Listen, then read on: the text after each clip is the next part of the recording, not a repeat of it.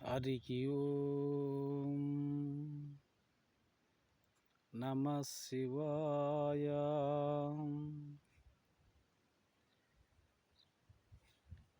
ఏ తిరుమల తిరుపతి పోతూ ఉంటే వెంకటేశుని చొరిస్తూ ఉంటే 7 కొండలు ఒకేసారిగా గోయిందామని ఎక్కుతూ ఉంటే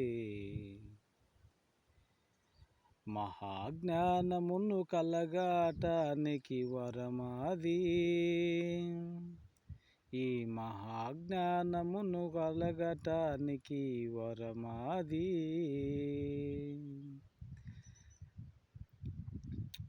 7 కొండలు ఎక్కుతూ ఉంటే గోయిందామని తలుస్తూ ఉంటే సర్వజ్ఞానాన్ని కలిగే మంత్రం మనసులోనే జపిస్తుంటే మహానందం మనకి, ఈ మహానందము మనకి, మహానందము మనకి, ఈ మహానందము మనకి. తిరుమల తిరుపతి పోతూ ఉంటే వెంకటేశుని చొరిస్తూ ఉంటే 7 కొండలు ఒకేసారిగా గోయిందామని ఎక్కుతూ ఉంటే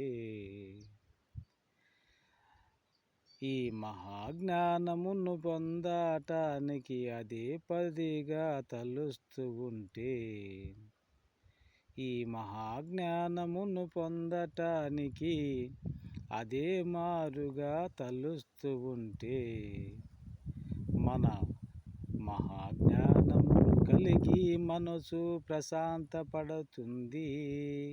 ఈ మహాజ్ఞానము కలిగి మనసు ప్రశాంతపడుతుంది.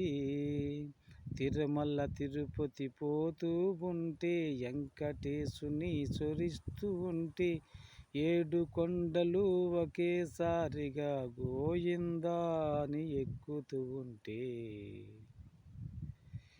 ఆ గోయిందామని ఎక్కుతూ ఉంటే మహానందం మనకి, ఈ జన్మ పాదము మనకి, మహానందం మనకి, ఈ జన్మకానందం మనకి. గోయిందా గోయిందా, ఏడుగొండలవాడ వెంకటరమణ గోయిందా గోయిందా. నాయన, నీ దివ్య రూపం చూసిన తర్వాత మాకు మనసంతా ఉతటపడి మహా ఆనందం కలిగింది నాయన. నువ్వు ఆపద మొక్కులు వాడివని అందరూ అనుకుంటుంటే విని ఏదో నిన్ను ఒకసారి కనుగొనాలి అని చెప్పని వచ్చిన దానికి మనసంతా ప్రశాంతత పడింది నాయన. గోయిందా గోయిందా. స్వామి కాడికి పోయిన తర్వాత దగ్గరలోకి ఎప్పుడు కూడా కళ్ళు మూయగాకండి.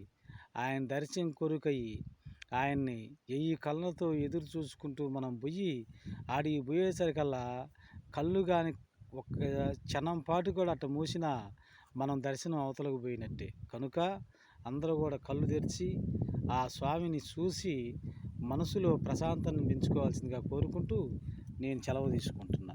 సర్వే జన సుఖినో భవంతు.